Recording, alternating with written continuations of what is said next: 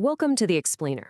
So, when you hear the name Genghis Khan, right, your brain probably jumps straight to a very specific, honestly terrifying image. You picture these overwhelming hordes, thundering cavalry charges, and just sheer, unstoppable brute force sweeping across the steppes. You imagine a physical dominance so absolute that it forged an empire stretching literally all the way from the Pacific Ocean to the borders of Eastern Europe. But today, we're going to completely shatter those preconceived notions.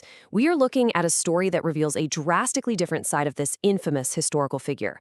What we're actually going to explore is a total masterclass in calculated, chilling psychology. Genghis Khan didn't just conquer with swords and arrows, he conquered with the mind. To understand exactly how he operated, we need to jump right into a defining moment. The year is 1219. The setting is the Khwarezmian Empire, which was located in what is today parts of Central Asia and Iran. Now at this time, this was basically a golden age of Silk Road trade. This empire boasted bustling trade hubs, unmatched wealth, and a military force that felt pretty much unparalleled in the region. And sitting at the head of this sprawling, seemingly invincible superpower is the Shah. Lounging in absolute comfort, this ruler is about to make a legendary, history-altering mistake. It's a miscalculation of hubris so profound that it literally changed the physical face of the planet. Okay, let's dive into this. Genghis Khan had actually sent 3 Mongol ambassadors to the Shah, just trying to open up trade and diplomatic relations. And you have to remember, in the ancient world, ambassadors were considered totally sacred. You just didn't mess with them. But the Shah, well, he wanted to show undeniable dominance. He viewed these Mongols as just, mere nomadic upstarts. So he committed the ultimate medieval insult. He deeply humiliated these messengers by shaving off their beards and sending them packing right back to the steppes. Now, he thought he was boldly putting an inferior rival in his place, but the reality? The reality was far more horrific. By letting his pride totally dictate his actions, the Shah was actually signing the death warrant for millions of his own citizens. He inadvertently invited an apocalyptic nightmare right to his doorstep, waking a sleeping dragon that was about to consume his entire world. Section 1. The weaponization of rumor. See, Genghis Khan's army was built and operated completely differently than the European or Persian forces of the era. He realized very early on that fighting every single enemy army head-on, that's highly inefficient. It costs time, it expends precious resources, and it needlessly costs lives. Instead, he relied on a completely different weapon, pure terror. He established this brutally efficient absolute binary system of conquest. He basically made sure that his terrifying reputation arrived weeks, sometimes even months, before his actual men ever did. It was a simple choice. If a city surrendered immediately upon his arrival, the citizens were spared. They were heavily taxed, yeah, for sure, but they lived to see another day. But if a city's leadership decided to resist even for a single day, the rule was absolute. Everyone dies. There was no middle ground, no prolonged negotiations, absolutely no mercy. It was a demand for total compliance or the promise of total destruction. But here is where the psychological mastery really comes into play.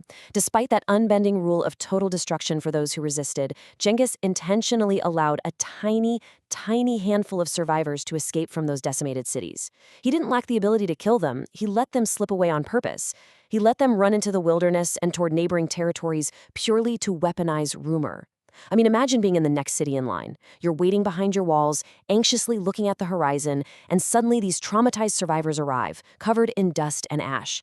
The sole purpose of their survival was to spread terror. They would whisper the most horrifying stories of the absolute slaughter they just witnessed.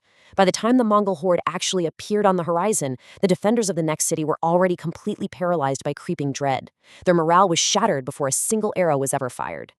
Let's move to Section 2 and see how this builds, the Siege of Samarkand. Let's look at a real-world scenario where this psychological warfare was tested against seemingly impossible odds. The Siege of Samarkand is just a perfect example of how Genghis Khan used his enemies' own minds against them when he was drastically outnumbered.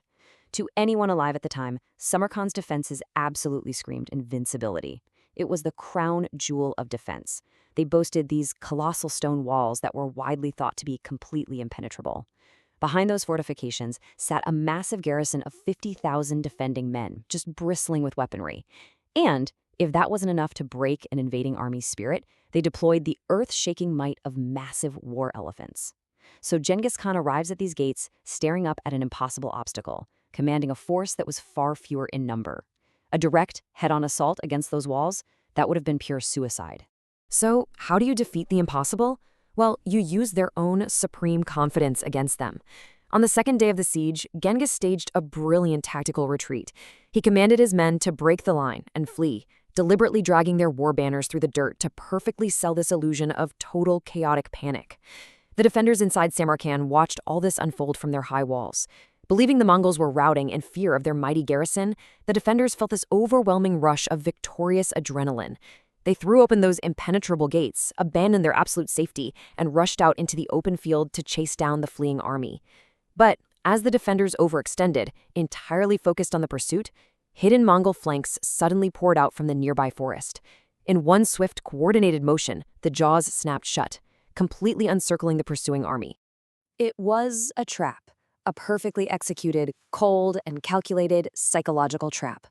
By playing on the defenders' pride, their adrenaline, and their perceived invincibility, Genghis Khan managed to pull an overwhelming force out of an impenetrable fortress and completely annihilate them out in the open field.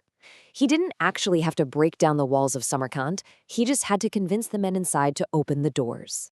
Section 3. The atmospheric scar.